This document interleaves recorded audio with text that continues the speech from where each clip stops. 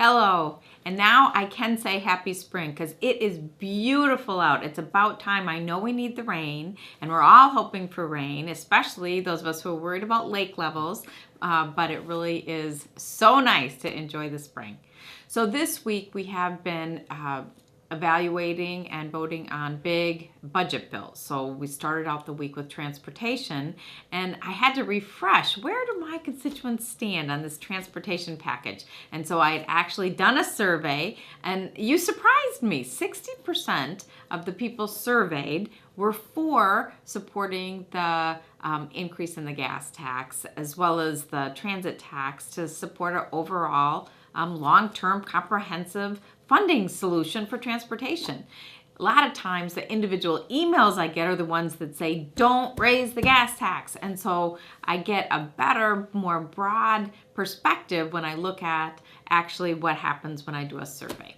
So I just want you to know why I support it at this time. Yes, we have this projected surplus, but as I've said before, it is a forecasted surplus. We don't, in fact, know what we'll have next year and the next year.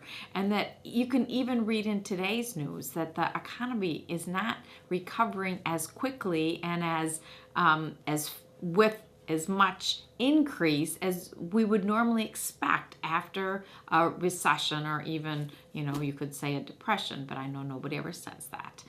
But in fact, our economic growth is slowing. So I'm suspect about the quote surplus, and it's also one time.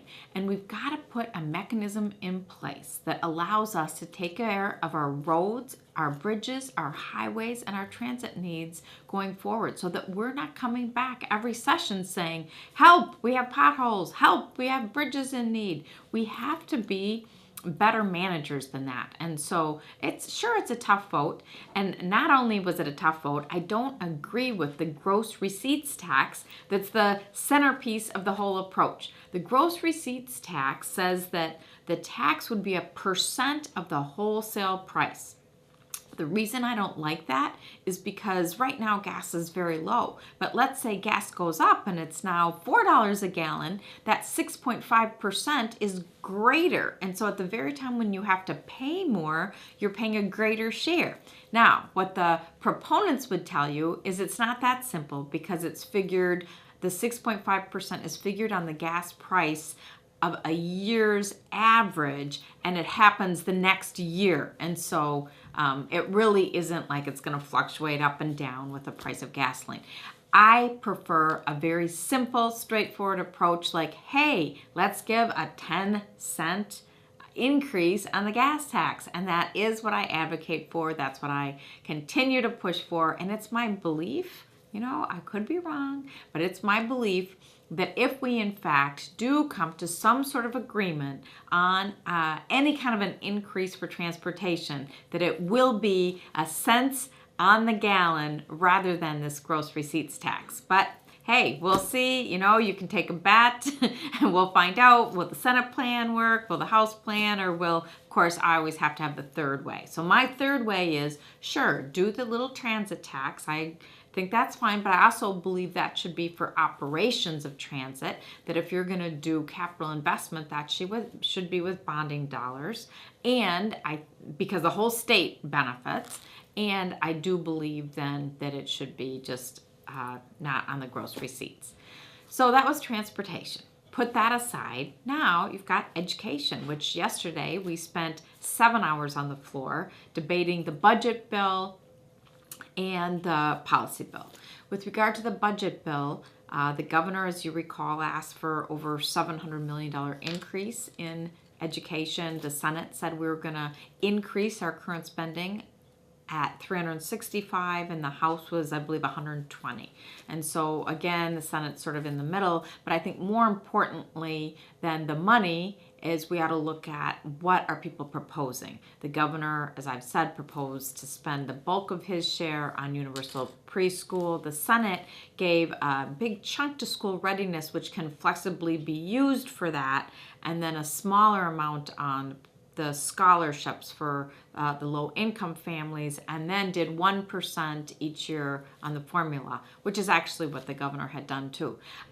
again, I vote for an education bill because I believe we should fund our schools. And so you don't vote against an education bill because you disagree with one piece or another. I think that's irresponsible. I understand we have to fund our schools. I may not agree with everything in the bill, but I still am going to vote for the bill. So I don't agree that we should put that much in school readiness. I'd much rather give the schools true flexibility and plow as much into the formula as possible, and then make sure to increase access to high quality pre-K for low-income children and their families. So I've been consistent on that. I said so on the Senate floor, but again, I don't vote like that. I believe you don't always get what you want, but you still got to take care of stuff.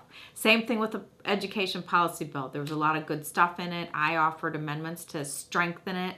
Kind of one weird amendment that I offered because I was hearing strong pleas for help from the Wayzata School District.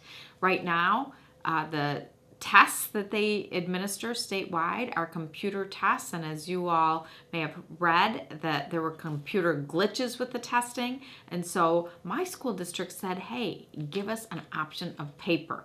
So I offered that as an amendment. It went on. You know, we don't know really what the ramifications of doing that will be, and so that will be explored in conference, but I did feel like I needed to give my school districts a voice, and so that's why I offered that. I was very disappointed that we didn't tackle the seniority / performance issue with regard to teacher review. The Senate didn't put it in their bill. Nobody chose to offer it as amendment because there's a tradition that if you offer something as an amendment and it doesn't pass, then the Senate has taken a position on it, and it's very difficult to compromise in conference committee. And so those of us who wanted that position didn't offer it for that very reason, but I did make sure to go on the record of speaking out for that policy change that I have fought so hard for. So I know that was a lot, and those of you who stayed to listen to the end, thank you. But before I sign off, I have to share a very tragic thing with you. So today, you may have heard about an accident at a light rail train where a pedestrian was crossing, hit, and did die. Well, that pedestrian was a longtime Senate employee. So Lynn Thomas, 28-year Senate employee, she was the secretary to our legal counsel. So I would go to visit our Senate counsel, and I would be greeted by Lynn. And when I say greeted, she greeted each and every person like they were very special. And she brought so much honor and dignity to her role. She took care of everyone. And a very, very sad and tragic thing happened this morning. So Lynn was hit and Lynn passed away. We had a moment of silence on the floor when all of the council staff came to the floor, and Majority Leader Bach called for a recess and then honored her memory. He spoke about her, and there was then some moments of silence to honor her passing, and then many of us talked to each of the staff and expressed our condolences. So Lynn and her family are in our prayers, and I just want to let you know that a very special Senate employee will not be with us any longer. So thanks for tuning in, and you have a very safe, healthy, and good weekend.